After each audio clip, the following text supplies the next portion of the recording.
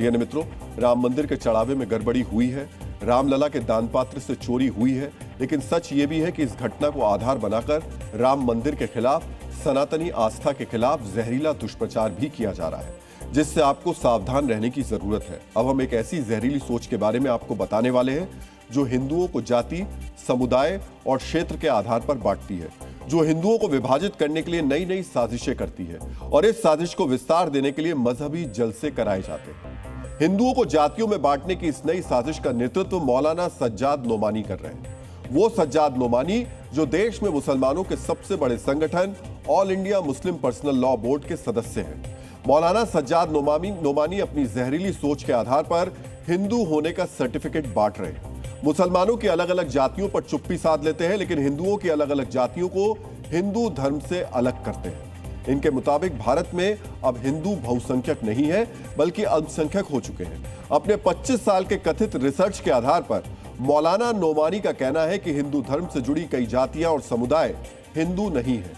कुंठा club के वो लोग जो अक्सर कहते हैं कि हिंदू विरोधी अभियान, हिंदू फोबिया और हिंदू विरोधी सोच केवल एक कल्पना है, उन्हें आज मौलाना नोमानी को जरूर सुनना चाहिए। हजर अस्वद और खाने काबा के गिलाफ पर हाथ रखकर कहता हूं कि भारत में हिंदू अकलियत में है। किसी कीमत पर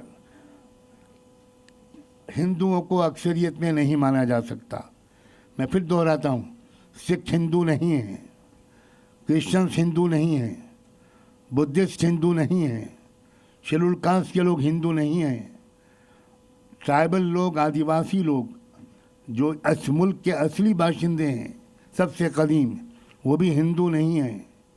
तमिलनाडु के लोग हिंदू नहीं हैं, लिंगायत हिंदू नहीं हैं। मित्रों, ये सबको मालूम है कि ईसाई हिंदू नहीं है।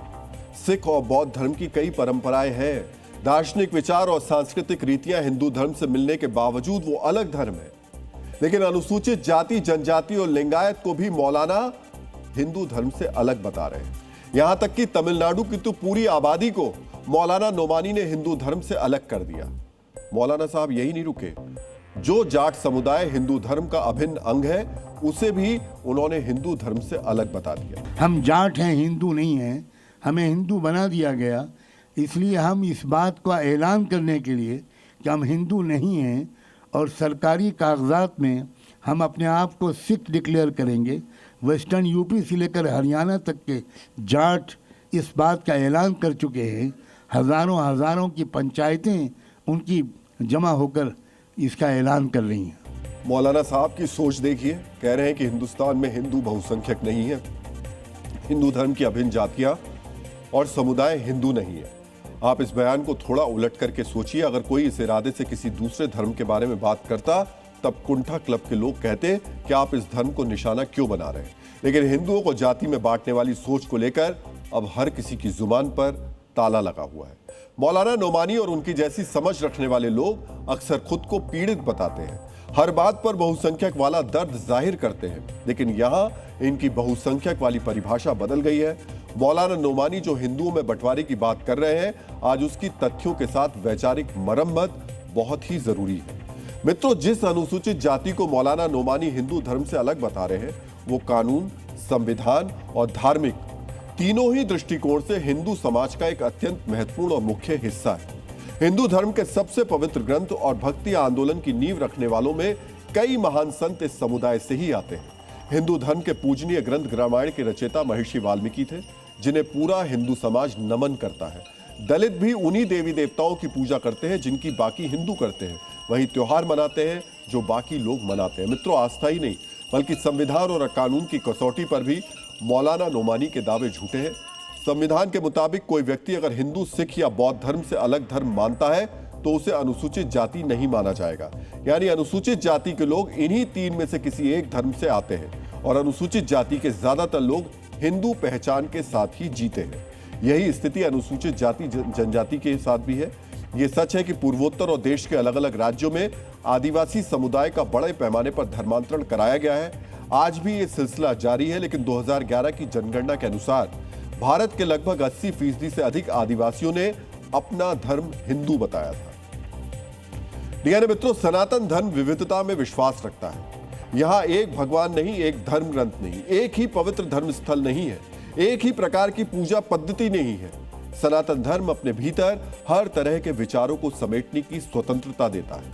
सनातन धर्म एक ऐसा विशाल समुद्र है जहां सभी के लिए जगह है। ईश्वर को यहां साकार रूप में भी पूजा जाता है और निराकार रूप में भी। यहां कोई व्यक्ति प्रतिदिन मंदिर जाकर तो कोई घर में केवल दिया जलाकर अपने धर्म का पालन करता है, कोई सिर्फ ध्यान लगाकर तो कोई केवल अपने कर्म को ईमानदारी से कर भी सच्चा हिंदू बना रह सकता है। भारत के बदलते भूगोल के साथ हिंदू धर्म के रंग भी बदल जाते हैं। यही सनातन धर्म की सबसे बड़ी विशेषता और ताकत है। लेकिन इसके आधार पर हिंदुओं की किसी जाति या समुदाय को हिंदू धर्म से अलग करना केवल अपनी अज्ञानता का प्रदर्शन करना ही है। मित्रों, मौलाना सज्जाद नोमानी जिस लिंगायत समुदाय को हिंदू धर्म से अलग बता रहे हैं उसके बारे में भी जानना चाहिए। लिंगायत समुदाय के लोग मुख्य रूप से कर्नाटक में और यहां उनकी आबादी करीब 15% है। वो निराकार शिव की आराधना करते हैं। शिव की उपासना ही लिंगायतों का धर्म है। वही लिंगायतों में एक पंथ वीर शैव लिंगायत का है जो शिव की मूर्ति की पूजा करते हैं। सोचिए, जो समुदाय महादेव का उपासक है उसे सनातन धर्म से कैसे अलग किया जा सकता है। 1872 में जब पहली बार आधिकारिक जनगणना हुई थी, तब से लेकर अब तक लिंगायतों को हमेशा हिंदू धर्म के एक संप्रदाय के रूप में ही वर्गीकृत किया गया है।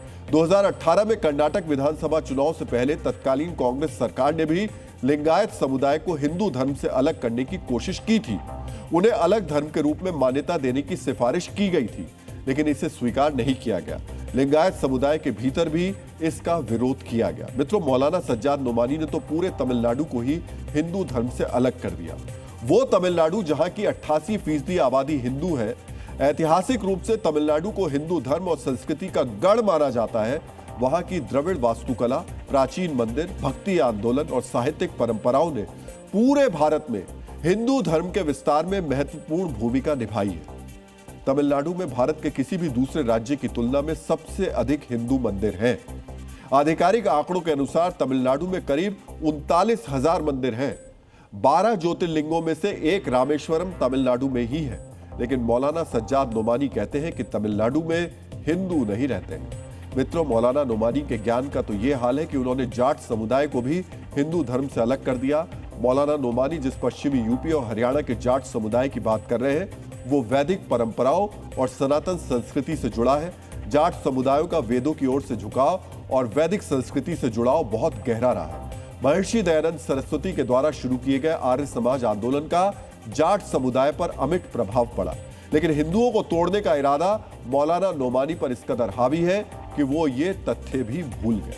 मित्रों, मौलाना नोमानी हिंदुओं को अल्पसंख्यक बता रहे हैं, लेकिन 2011 की जनगणना के मुताबिक हिंदुओं की आबादी 80% है। इसमें अनुसूचित जाति भी है, जनजाति भी है और लिंगायत भी है। इसमें तमिलनाडु के लोग भी हैं और जाट समुदाय भी है। यह अलग बात है कि हिंदुओं को अल्पसंख्यक बनाना मौलाना नोमानी जैसे लोगों का असली लक्ष्य हो, लेकिन अभी ऐसी स्थिति बनी नहीं। मौलाना नोमानी हिंदुओं को सिर्फ जाति के आधार पर ही नहीं बांट रहे, वो हिंदुओं को सेकुलर और कम्युनल के आधार पर भी बांट रहे हैं।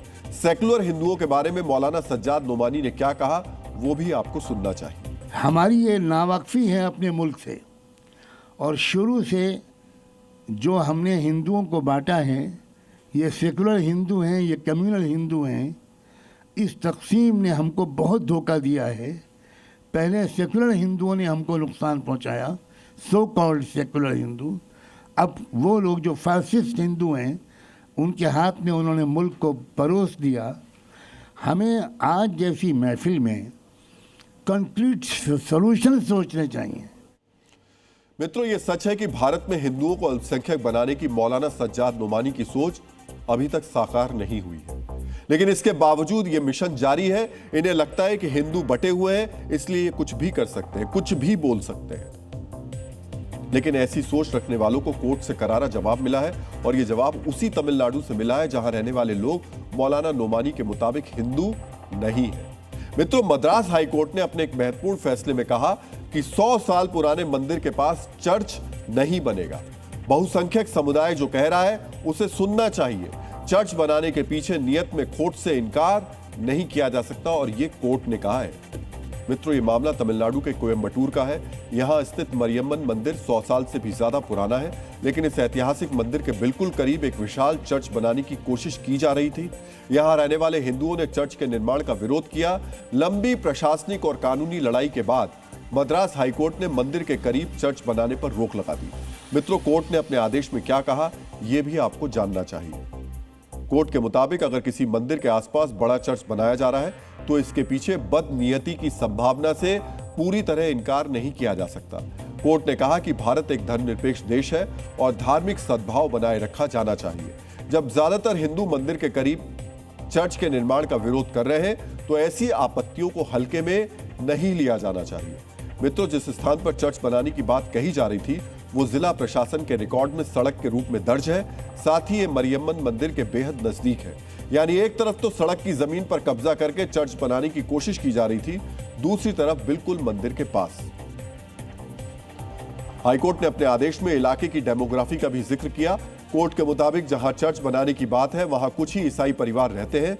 ऐसी स्थिति में यह नहीं कहा जा सकता कि एक बड़े चर्च का निर्माण करने की कोशिश गलत इरादे से हटकर है।